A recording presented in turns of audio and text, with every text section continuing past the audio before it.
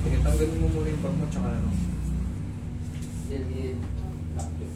Di ba, pasok sa kanya po. Ano nag-lock yun? Hindi mo may sara? Ay, kanina po humikab lang. Ah, hindi ano, tagmo gilid. Tsaka ano po siya, dati nung nabalago to. Upo kayo. Kaya sabi ko sa Tumagilid, hindi siya, nasara niya kaso, slide.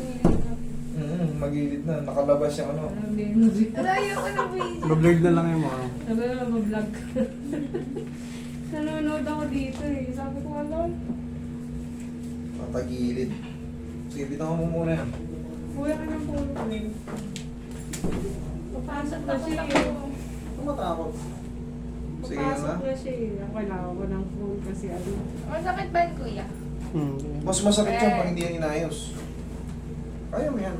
Sige nga. Wait lang. Nga nga. Mag-relax ka Sige lang. nga. Kaya nga malaki. Sige nga, lakay mo. Sige nga. Kaya, ah! Sige, sara. Ah! Sara. Yun, thank you Lord. Mabilis lang siya. Diyan ka lang muna, huwag mo muna yun yan. Wait lang, hayaan mo muna ma-shoot siya. Naramdaman mo, umusog na.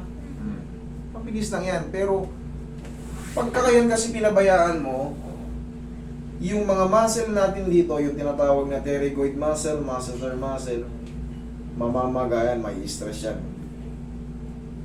Yung mga pesa mo dyan sa tanga. Tiyan mo, Kanina nakamaroon siya eh.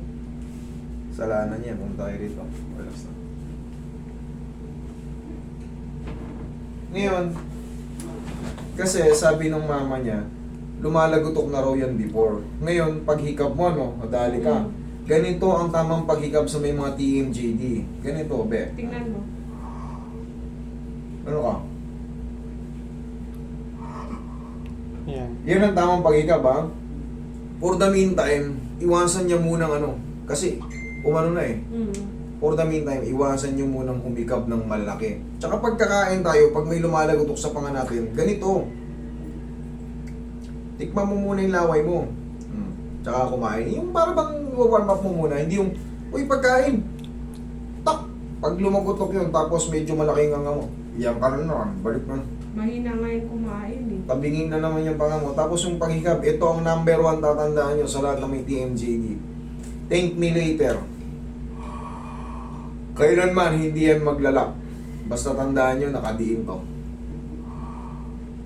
Okay na?